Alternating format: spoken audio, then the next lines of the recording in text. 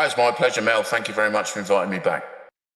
Yeah, well, it's based upon our common agenda, which I think, was released in end of 2022, 23, which is, for a start, our common future. So who's we? Who's the we in that? Because it's not us, it's not you and I, it's not it's not populations around the world. It's the same old group of oligarchs and a group of people that I refer to as the parasite class, and for the fact that their power is based upon either on nepotism or inheritance or economic exploitation of some kind or military exploitation. Right. So, I use that term advisedly, and I'm not one to single out people for particular criticism because of who they are, but rather I think in this case we've got a reason to do that, because there is a clear and present danger that they're leading the world to be frank. It's that the Summit of the Future isn't presenting anything new in terms of their ideas about where the world should be heading. It's always been about the complete and utter centralization of all authority in the hands of a tiny clique of oligarchs. Fundamentally, that's always been the idea. We can go back to, really, you can look at any empire in history, and it's had the same idea at the core of it. Even the ones that have expressed themselves as being more egalitarian have always had a powerful clique at the center of it that seizes and demands more power for itself and its supporters, which is exactly what they're proposing with the Summit of the Future, based on our common agenda. But it's dressed up in the language of sustainable development and future goals for the betterment of humanity and all this kind of drivel that it's just propaganda that they pump out. Right. But when you get down, and this is something that, as you know, I've talked about quite a lot. When you get into the nitty-gritty of what they are proposing, it is horrific. It is horrific what they are proposing.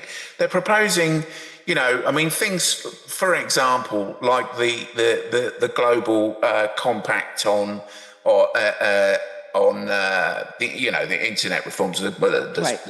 The global digital. Thank you. Right. The global digital compact.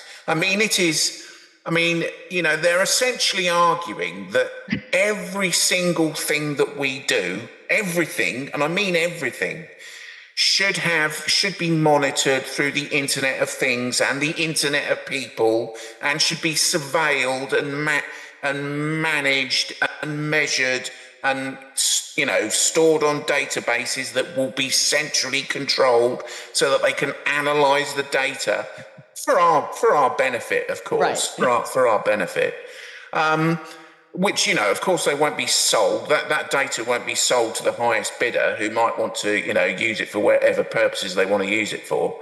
That'll never happen, of course, because they're totally trustworthy, these people. And that's the kind of thing that is lying at the center of their ethos. They're talking about, what they're talking about is an apex organization, which looks like that what they want to do is form it around the G20. Right. Now, we hear a lot of talk about the multipolar world, right? So multilateralism is at the core of what they are suggesting, the future of the United Nations 2.0 with this Summit of the Future. Right. Multilateralism based around the G20 is basically what other people refer to as multipolarity. The G20 is already a five-pole grouping. That's what the G20 is. Right. It's ironic that you've got the American, the European, and the Asian poles are already installed in the G20, which is precisely, funnily enough, what the Trilateralist Commission have been trying to establish for decades. Of course. Which is supported by the Rockefellers, as is this this initiative, the Global Compact, and what they're talking about, the Pact for the Future and Our Common Agenda, was underwritten by the Rockefeller Brothers Fund. So these are the people that are shaping our future. And I think this is important. This is an important point to stress. They have mapped out what they want our future to be. It doesn't mean that it has to be our future.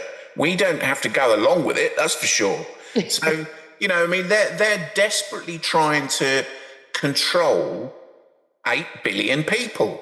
Right. They're trying to manipulate us to go along with an agenda that suits them and it's for their benefit, not ours. No. Now, personally, I think they've probably bitten off more than they can chew. I don't think they can achieve their ambitions, but they are sure as hell trying. Yeah. And I mean that is basically what this future summit is set up to achieve. Right. I mean, one of the things that they talk about so it's wrapped around this idea that policy initiatives and measures need to be taken in order to forward the Sustainable Development Goal Agenda 2030. Right. If you look at something like SDG 17, SDG 17 talks about setting up a global tax environment. Right. Right. So if you've got a global, centrally controlled system of global taxation, well, that's what governments do, isn't it? Well, that is what government effectively, other than start wars, that's what governments do. So if they've got a global tax system, then they're talking about basically moving towards a system from what it is at the moment, which is global governance, right? I.e., the idea of being able to seed policy initiatives that then get distributed globally, right? To global government, right, which means controlling it, nation states controlling them directly. That's what they I think they're probably many generations away from that, but this is what they are going for. This is what they want. It's what they've always wanted. Right, exactly. Yeah, no, absolutely. And the key to that is what they call it's the digital process of tokenization. Right. So you convert everything into a tokenized asset. So, for example, I wrote quite a few years ago now about what I was calling the seizure of the global commons. Right. So the global commons, I think the original definition of the global commons was everything that no, it wasn't even human life. It was everything that life relies upon, but isn't currently controlled by anyone. Right. So things like air, nature, water, land, nature, the planet, space, right? Antarctica. Interestingly, all these kind of things that are essential to life, they want to control completely and tokenize. So by tokenization, what they mean is, let's take, a tree or something. Right. Okay, now a tree is obviously a living organism, but you could call it a carbon sequestration service. And therefore you could tokenize that tree. You could break it down into, its constituent atoms if you want to, tokenize each one of them and trade them on global markets, which is exactly what they're proposing. They're proposing, a multi-trillion, a totally new global financial system, right? A multi-trillion-dollar new global financial system, a new monetary system, a digitally tokenized monetary system, which is going to be interoperable so that all money will seamlessly be transferred. This is what sustainable development is really about. Okay, right. This is what it is about. So the idea that put aside the idea. I've had this argument with people many times. Even if you think that there is a climate crisis, personally I don't, but even if you think that there is, sustainable development is not about addressing it. It's got nothing to do with any kind of climate crisis. It is about structuring a new, as you rightly said earlier, a global governance system with teeth, one that can actually control not just nation states. They haven't got their eyes set on nation states as such. They've got their eyes set on us as individuals. Right. They want to be able to control our behavior. Now, we're already seeing how that works in terms of things. For example, recently, an example of the way that they use anything and everything to introduce this new kind of technocratic, fascist, top-down control. We've recently had some civil unrest in the UK. The government's response to that was to claim that it was absolutely essential to introduce wider surveillance of the population using biometric facial recognition data, digital ID. Now, that policy has been pursued by the current UK government for years. It's been pursued for years. People. It's slightly more independent organisations like the Information Commissioner's Office has been a little bit concerned about the fact that there doesn't seem to be any kind of control over how this data is used and how it might be shared interoperably with foreign governments. But that core idea of digital ID being used to control our behaviour has got nothing to do with the British government in so much as it's not a UK government policy. Right. It is a global policy set by the people who are now going ahead with their so-called Summit of the Future, by which they intend to control our behaviour through commitments to things like sustainable development. Sustainable development goals are just a framework. It's a framework by which they can manipulate society the way that they wish. Now, I very strongly argue that that's technocracy. I would say that the system that is proposed, for all intents and purposes, looks like technocracy. So, the idea of technocracy is that you can break society down into its functions. So you break society up into the functions that it performs. Any society, whether that's people in the US, in the UK, Europe, Asia, wherever, right? You break it into its functions, and then a group of technocrats will have the ability to manage that function through the distribution of what they're calling energy certificates. Well, this was the original idea in the 1930s. Right. Which is exactly what they are talking about in our plan for the future in managing the distribution of energy. That is key. One of the key things that they're using in order to control our behaviour. Now, that is technocracy. So,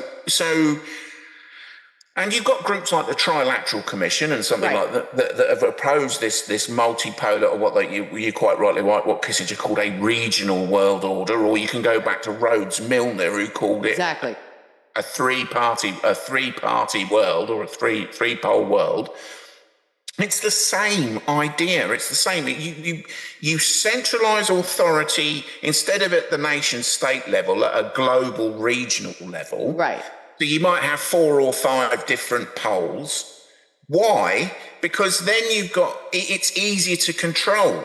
Right. When you've got nation states that are competing for resources and are competing for power and are competing for influence on the global stage, that's not quite as easy to control. Right. So you make them part of bigger, centralized authoritarian structures so that you can control them. Instead of talking to 193 nations, you just talk to 5 leaders of your pole, who then disseminate their whatever policy you want to put in place in that region. So this is where it's heading. I think another important thing is to stress: this isn't a secret, right? This isn't like it's not like they don't openly talk about this stuff. Right. They talk about it all all the time. They're obsessed with it, right? I know. So I think one of the problems we've got is that people are still pursuing the idea. We are living in a Westphalian mindset. We still think that we would still perhaps, I think this is quite a popular view, would like to decentralize power back to the nation state level. Yes. Right? Yeah. That doesn't matter to these people. They're not interested. For a start, nation states are just squares on a grand chessboard. Exactly. For another point, all the structures they're putting in place, especially through sustainable development goals, are global. Right. They're global power sharing structures. So they don't care about what we think about whether or not the nation state should be a point of focus for us. Right. Yeah, no, I couldn't agree with you more about that. If you look at something like the Global Financial Alliance for Net Zero, GFANZ, that was put together in the UK at the 2022 COP 20, I don't know which one, 24 something, 20, whatever it was. The idea behind that is to have a global financial system, that will manage, that will properly, which is what they're talking about with the Summit of the Future, that will manage the finances of the world in order to achieve sustainable development, which they're talking about sustainable levels of debt. Levels of debt. Okay, so then you're talking about, well, what is a sustainable level of debt? Well, it doesn't really matter, does it? Because as long as you're in debt, then you're indebted to whoever's controlling the debt, which will be the same people that have always controlled the debt. Right. So it doesn't really matter, There's the idea of a sustainable level of debt is, you might as well say, a sustainable level of economic slavery, because it's the same thing. And with regard to the idea that, so we're constantly given these false choices that we get very passionate about and throw all our energy into. For example, electoral choices. You've got the US election coming up, and everybody's very, very excited about the potential for a change at the election. And we get the same thing with regard to the global apparent or the suggested conflict between, which quite literally is a conflict if we think about Russia, and NATO sort of standoff with each other at the moment. In Russia, I might add, this is, the NATO weapons are being used on Russian soil at the moment, and that is something that we should be concerned about. But at the same time, while that's going on, I looked at this just briefly, just before we started. So this is the 2023 statement from the Russian SDG summit in 2023. And this is Vladimir Putin. And this is what he said. Quote, "We also actively support global efforts to combat climate change and are a fully fledged party to international climate dialogue. For example, we are part of the UN Framework Convention on Climate Change, the Kyoto Protocol, the Paris Agreement, and we are committed to the goals and tasks. At the same time, we advocate a consistent and equitable green energy conversion. We continue to implement UN 2030 agenda at the national level." So the idea that there's nothing but animosity between East and West is total and utter nonsense. It is rubbish. Right. So if we talk about, we mentioned earlier before the start of this discussion, the pre-future of the summit. There's already been a future summit, and that was held in China, right? So where they were talking about exactly the same things that they're going to talk about at the summit of the future. Yeah. Which it might be politically awkward. There might be like US representatives and Russian representatives won't seemingly agree. They'll say, and we constantly hear about, how China's building loads of coal-fired power stations and using and buying oil like it's going out of fashion, which it is. Right. but it is also leading the world in the green revolution.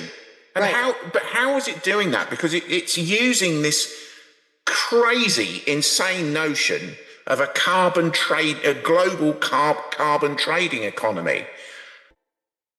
They're totally controlling the narrative.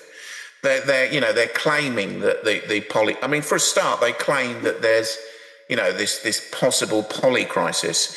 So, I mean, one of the most annoying things that is just constantly just said, because they control the legacy media for a start, they own it. I mean, quite simply, they own it.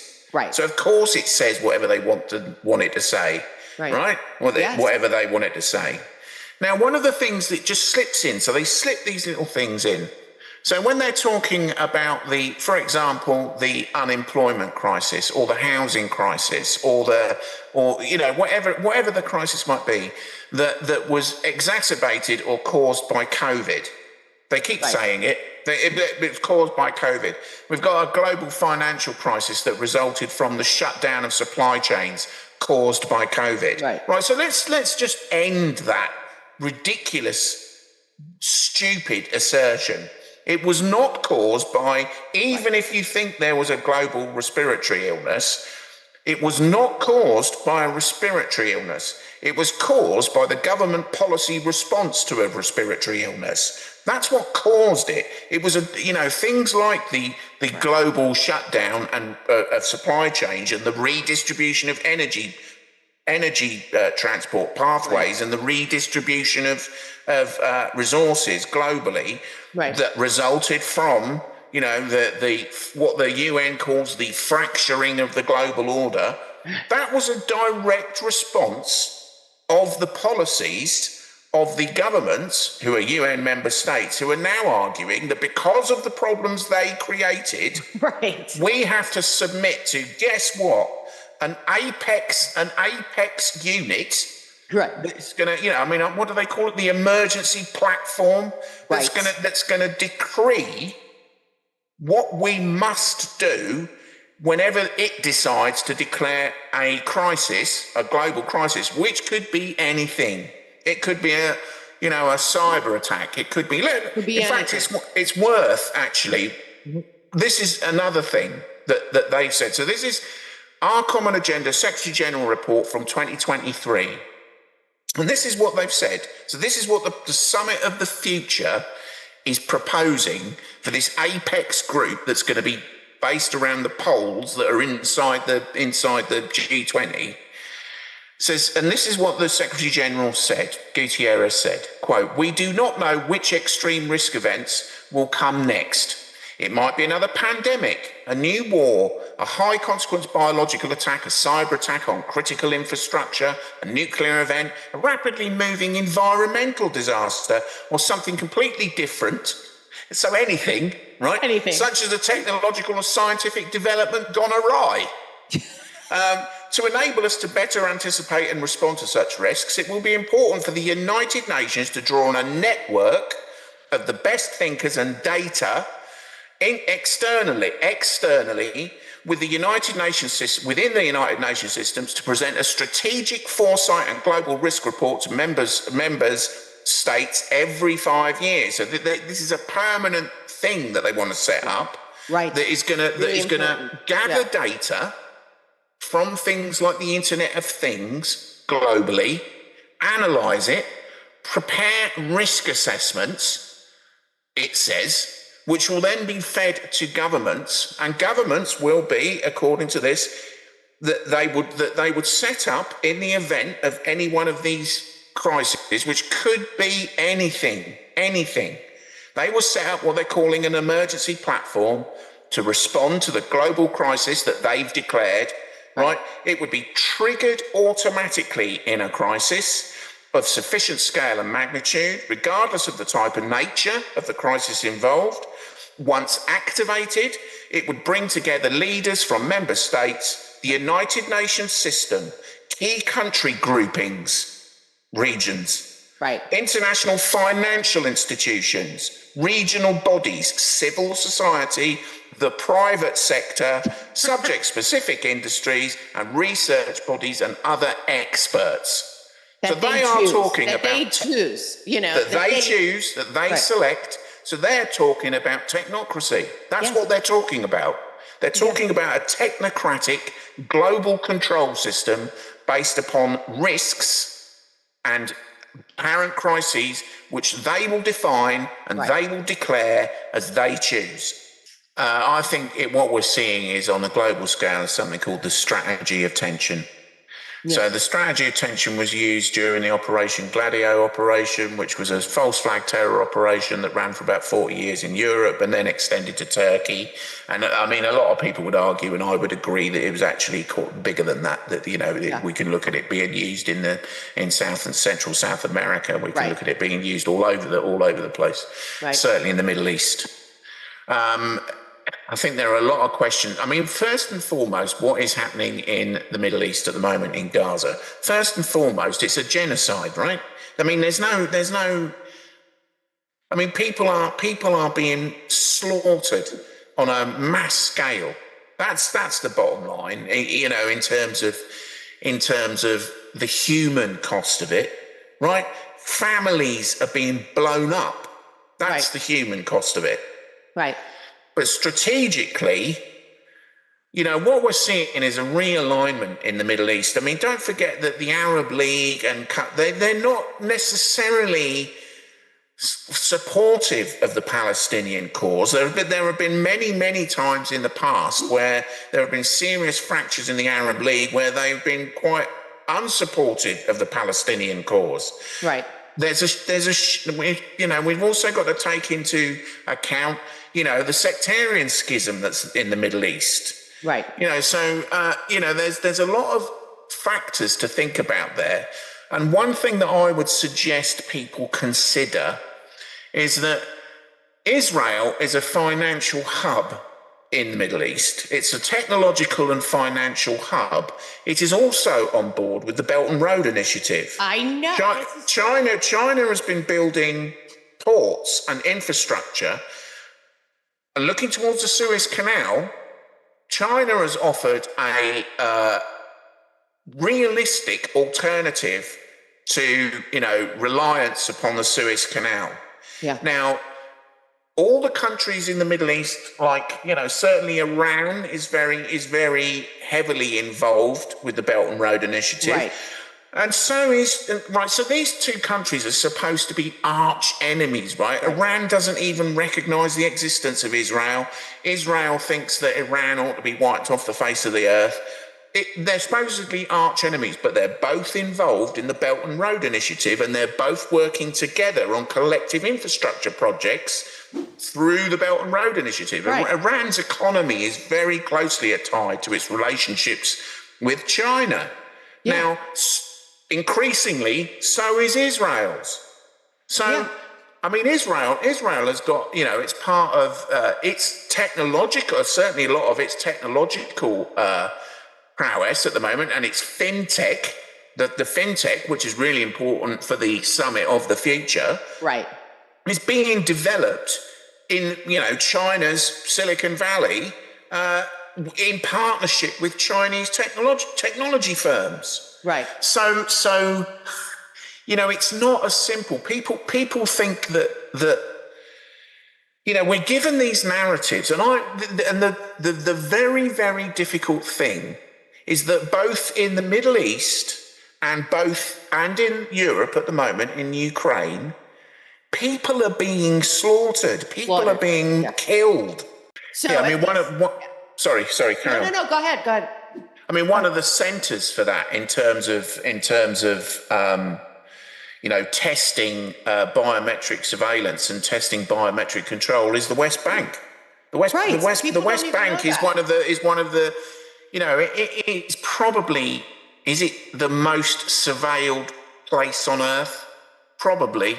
I don't know. I can't really think of one that's got tighter biometric surveillance than the West Bank. I think it probably is. So, you know, there are many kind of Chinese companies are involved in the West Bank that are testing out their different kind of surveillance equipment and different kinds of monitoring and a lot of drone technology Israel is, its use of military drone technology is, world famous. They're leading, they're on the forefront of military drone technology. That's been developed in partnership with Chinese firms. Right. So the idea that I mean, I'm not. Look, this is the difficult thing. This is where you get into the problem where people go, "Oh, you're just bashing China." I'm not bashing China. I'm just trying to point out that there are relationships between, I would say, oligarch groups. Right. For example, like the princelings in China are not opposed to the interests of the Rockefellers. They're not opposed to them. They're pursuing many of the same things. Now, that doesn't mean that they don't wish to have dominance in that relationship. Right. They probably do. But they're not against the idea of, for example, a global taxation system. Neither, I would add, the Russian government, we're always told that how Vladimir Putin is a nationalist. Well, if he's a nationalist, why is he totally on board with a potential global tax system? Right. Well, I couldn't agree more. I mean, the point is, I mean, it's not, I wouldn't say it was necessarily communism that lent China well to being, I mean, for a start, okay, so the Rockefellers have got a relationship with the Chinese government going back, for generations of Rockefellers, Yeah. So I mean, they've always had a close relationship with the Chinese. When the communist revolution happened, don't forget that Mao Zedong was a Yaley, so there's the Trilateral Commission as is now, prior to its formation. The key movers and shakers in that were already kind of seeding investment into China. Right. Post, the end of when Xi Jinping started coming back and China started the famous process of opening up. Right. They flooded investment into China to build up its economy. So if you're looking at it from a Chinese perspective, then of course, that's important investment to enable you to make the economic developments that you want to make, which Mao failed to do. Why did Mao fail to do? Because of economic reasons. I mean, he was selling people's food and killing millions of people to try and raise money for his quote-unquote industrial revolution, right? Which failed because, he killed millions of people doing it. So post opening up, they realised that they needed to attract inward investment, and they got it from the West. They got it from not necessarily, including governments, people like Bill Clinton enabling the transfer of military technology to China. Right. So that built that economy, but in doing so, in opening up their tech sector, of course, they've got an interest in trying out, the social credit system and trying out things like, digital ID and digital surveillance and so forth. And that's very much what we've been seeing in the development of China. Right. Now, the attractive part of China, I would argue, is not that it was communist once or it's got a communist mindset, but because of things like Detong or the Great Way, right. The Chinese people are more willing, I would suggest, culturally, to be open to the idea of being guided through a pathway of what they would consider to be the Great Way. Right. So it's not about necessarily acquiescing to top-down control. It's because they've got they've got no ontological tradition but I mean it's more that they've got an idea about working together. They've got a more collective mindset than we have, which is a more individualistic mindset. Right. So for us to roll it out on us, which they are doing, no different to, I mean, this is the point. I'm not singling, it's no different to what they're doing in China. They're doing the same thing, but by different mechanisms in the West, because they need to control us in a different way. So what would be a great way to control us? Tell us that if we don't acquiesce to this control system, the planet's going to boil. Right. So, I mean, everything they do is anti-human because they hate us, right? So, Yes. they can't stand us. We are cattle. Yeah, right? Everything they talk about is basically how to fix those humans. Those humans are the problem. I mean, they say everything's about us, them fixing us. Well, literally, I mean, sustainable development, when you think about it, is based on eugenics, which is the idea that, you know, I mean, there's two core aspects to eugenics. One is that, you know, we are a problem that needs to be managed, and two is there is an elite that needs to do the managing. So that's what, I mean, you know, eugenics itself, I mean, it's a quasi pseudo-scientific babble, but I mean, it's you know, that in itself is the same old idea, isn't it? You can go all the way back to the Roman Empire. They thought exactly the same thing. So, you know, it's nothing changes in that to that extent. So at some point, we're on this trajectory. We are being taken down this path. So we need to get off the path. I mean, you know, instead of blindly following where we're supposed to be heading, we as individuals need to get off the path. And I say as individuals because if we think that a leader is going to emerge in this system to take us somewhere else, forget it. It's not going to happen. It's never happened in the past, and it's not going to happen in the future while this system prevails. Right. So the question is, how do we break down that system? Now, I don't know. I don't have all the answers. You know, I mean, I can't say how we do it, but I know that how I think we can start to do it, and that is by maximising our independence from it. And that means taking individual responsibility for our lives and the people that we care about. Yeah. And that means, you know, things like, you know, maximising your energy independence, maximising your food independence. I mean, I know these things are, people go, well, blooming, what a hippie, talking about growing vegetables and, you know, putting wind turbines in his garden. Yeah.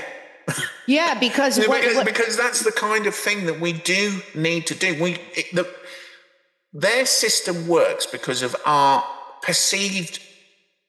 imagined reliance on it. Right. We imagine that we need it. Right. But we don't need it. I mean, look at things like, so one thing that people often say is like, so for healthcare example, you know, we need the state to provide some kind of fundamental health care, would be the argument. Right. Now, I know quite a few doctors and nurses who I know are perfectly capable of putting a healthcare system together for their local community. They're perfectly capable of doing that. They might need a finance manager or someone like that to help them resource it. Right. But they know how to provide healthcare. They know how to do it. They don't. They currently work in the UK for our national health system, which is stopping them from doing it. Yeah, I mean, it's not a coincidence that people like, you know, oligarchs like Elon Musk, who wants to stick chips in our heads and turn us into cyborgs, is a big fan of universal basic income. Right. Right? There's a reason for that. Because if everybody's on universal basic income and is reliant upon literally reliant upon the state for putting food on the table, right, then of course you have no control whatsoever over your life. Because you are totally beholden to the state, which is really what universal basic income is all about. Right. Now, I mean, if you look at, this is the kind of thing they got envisaged. I think it was 2022, 23. Chatham House, the Royal Institute for International Affairs, which is probably arguably the most influential think tank in the world, right, put out a thing called Futurescope, or Futurescape. I think it was Futurescape. And in it, what they envisaged was a global religion called Earthism, a global religion called Earthism, where we all worship Gaia or some variation on Gaia. So no religion, a pan religion so no distinction between religious denominations. Right. Global universal income for everyone, because that'd be fair. That'll be fairer. Well, it'll be fair if you want to live in poverty and be completely controlled by the people that don't need universal basic income, Right. then it would be fair for them, not for us. I mean, going back to the World Economic Forum, you will own nothing and you will be happy. Right. They're serious about this stuff. I mean, I think people really need to wrap their heads around this, that there are people on this earth who are serious about that. They really do want to construct that kind of society for the rest of us, and it will be hell. It will be hell. So, you know, we need to get off reliance on them. We don't, everything that you do on a daily basis, if you just think about whatever it is, you know, whatever it is, going to the shops, going to work, getting on public transport, whatever it might be, think to yourself, is this helping me maximize my independence? Just ask yourself that question until it becomes second nature all the time, because then you can start weeding out the things that aren't helping you towards that goal and start doing more of the things that are helping you towards that goal. Now, if we all did that, you know, I firmly I don't believe in violence or anything like that. So, I mean, I don't think and also I think it's counterproductive to try. Violence is for them. It's for tyranny, and we don't want that. Right. We can't, as you said, the power structures that they have created, we can't, personally, I don't think we can overthrow them. We can't topple them. Right. What we can do is move around them. We can move around them and that means maximizing the extent to which we don't use them. Right. These people are, I mean, one of the things that I think we need to challenge as well is the language that is used, so that when someone says the elite, you know, think about that. Really think about what is elite about someone like Schmidt who wants to be a god, or Elon Musk who wants everyone to be cyborgs. But if you met someone like that in the street and they started talking to you, what would be your reaction?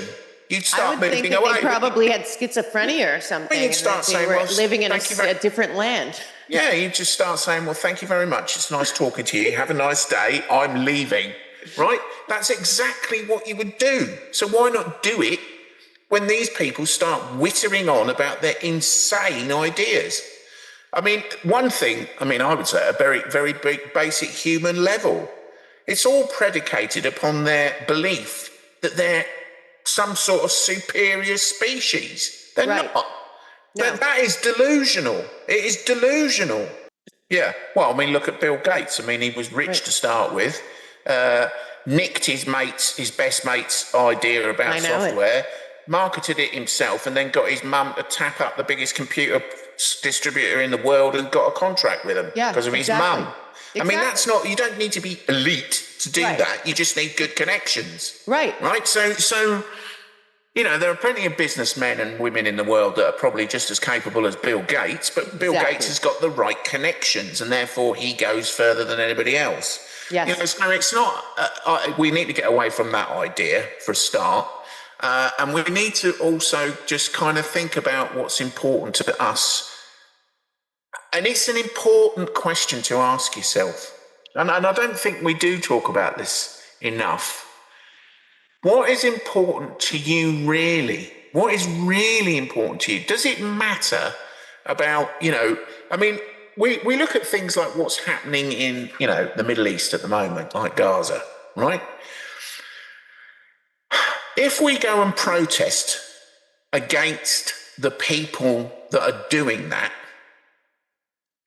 do any of us really think that will change anything?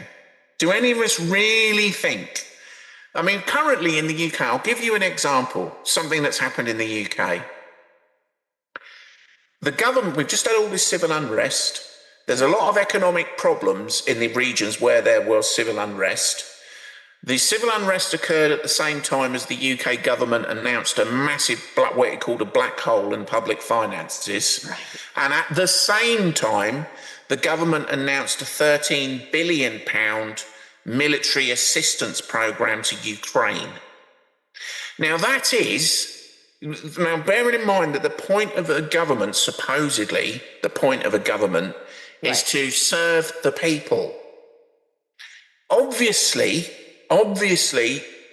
decisions like that are not made in the best interests of the British people, or, and similar situations in the US, they're not made in the best interests of the British people. In this case, that decision was made in the best interests of the shareholders of arms manufacturers. That's who benefited from that decision. So you can go and stand at the gates of Number 10 or the White House. You can go and stand there and wave your flags and protest. The people that are making the decisions are the major shareholders, like people like, the major shareholders in BlackRock and Vanguard and Safe Street and so forth. Right. They are the people that are controlling the decision making. So you can't change that. You can't.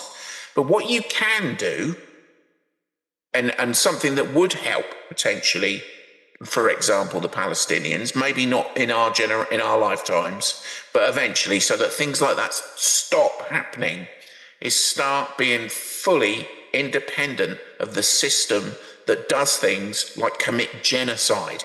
Right. Because which one of us, or do you know anyone that would willingly commit genocide, that would willingly do that? In order for that to happen, you need to follow someone who is willing to commit genocide. Right. Because most of us wouldn't do that. And if someone came into my community, which was independent of the state, and attempted to commit genocide or attack people, I'm pretty certain that left to our own devices, we wouldn't allow it. Right. It can only happen because systems enable it to happen. So we need to stop supporting those systems. Yeah, one thing I'll just add about my chart, that was originally the idea of a man called Richard D. Hall, who's a journalist in the UK. Oh, okay. So it was originally his idea. He put it together, and then he just came up with the idea, and then I fleshed it out. It's awesome. So I know him. So please go and check his website out as well, because that's very interesting. That's called richplanet.net. Mine is iandavis.com. My Substack is iandavis.substack.com.